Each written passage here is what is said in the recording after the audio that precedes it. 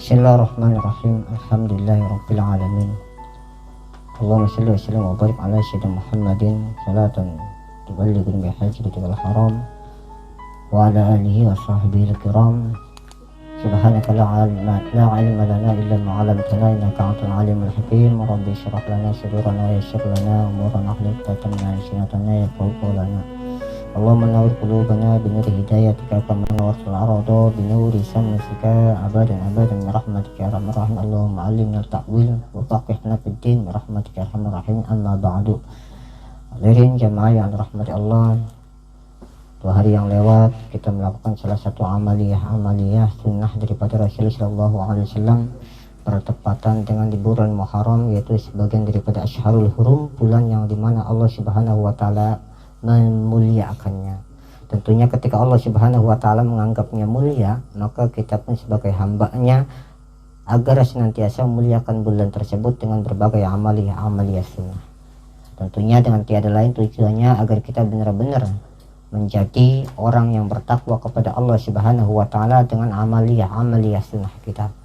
Makanya dalam satu hadis bahwa ketika seorang hamba nanti di alam mahsyar diperkumpulkan, dipanggil oleh Allah Subhanahu wa taala, kemudian yuhasabu bi amalu, kemudian para hamba tersebut dihisab amalnya, ya. Wa awwalu ma yuhasabu ala abdin fi yaumil qiyamah as-shalah. Pertama adalah yang dihisab daripada seorang hamba adalah tentang sholat fardu, sholat 5 waktu. Yang ini menjadi salah satu kewajiban yang urgent, kewajiban yang memang ditekankan oleh Allah Subhanahu wa taala, karena idza saluhatku kullu. Ketika sholat kita memang baik, maka amaliyah yang lainnya pun akan ikut menjadi baik.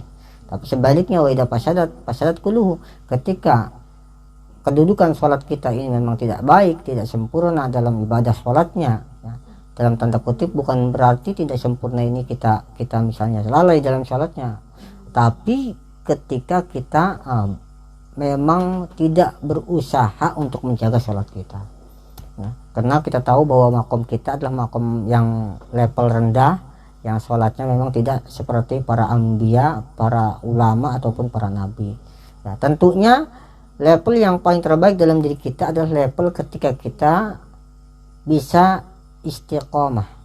Makanya sholat itu di dalam Al-Quran Allah katakan, wa in wasta'inu bisyabri wassalah wa innaha lakabiratun illa 'alal khashiin. Bahwa orang yang sudah khusyuk itu diantaranya paling level rendahnya orang khusyuk itu adalah orang yang tergerak hatinya sudah ingin menjalankan sholat 5 waktu. Itu sudah termasuk level khusyuk, level paling rendahnya khusyuk.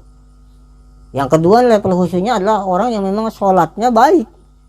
Kemudian yang paling terakhir, titik terakhir, tidak ada lagi tujuan apa-apa di dalam sholat kita kecuali Allah Subhanahu wa taala. Ini level tertinggi, itu levelnya para anbiya, para aulia, ya.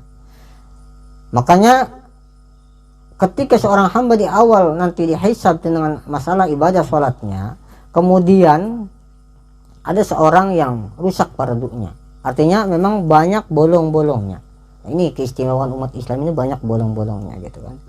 Nah, kemudian panggil ya Rabbi, ketika Allah berkata wahai Jibril gitu ya.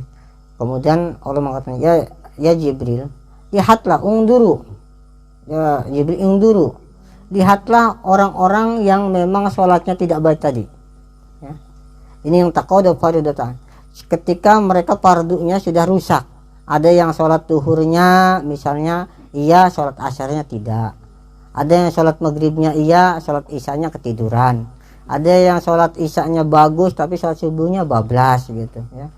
Tapi tidak dikodok, nah, rusak sholatnya, ada bolongnya gitu.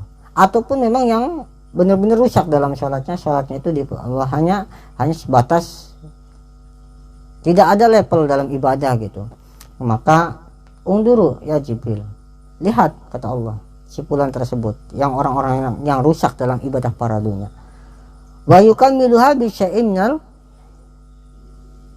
dan sempurnakan dengan sesuatu yang amaliyah sunnahnya. Jadi amaliyah sunnah ini bisa menjadi salah satu pembantu kita nanti di akhirat untuk menyempurnakan ibadah fardu. Mungkin sholat kita yang kemarin lalai, dengan kita istiqomah menjalankan ibadah amaliyah sunnah, maka niscaya sholat amaliyah sunnah ini bisa menjabar, bisa menutupi, menambali kekurangan sholat yang mungkin kita tidak khusyuk, tidak baik, ataupun kadang bolong tapi lupa berapa tahun masa muda dulu gitu kan, sebelum tobat kan, itu sebelum tobat kita lupa ingat, wah ini gimana sholatnya, sudah ya. Innal hasanatu tudhibna sayyi'at, kita berbuat untuk membuat diri kita lebih baik gitu. Nah, oleh karena itu memang dalam pelajaran fikih, terlebih ketika kita membaca kitab Fathul Mu'in gitu ya, di situ dikatakan wa yahrumu haram ala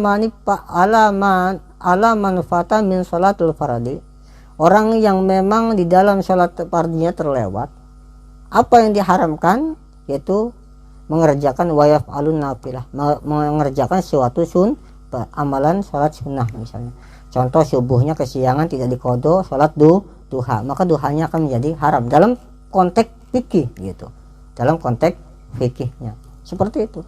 Makanya ketika kita disatukan, dipadukan, konteks fikih ini memang luar biasa penekanannya.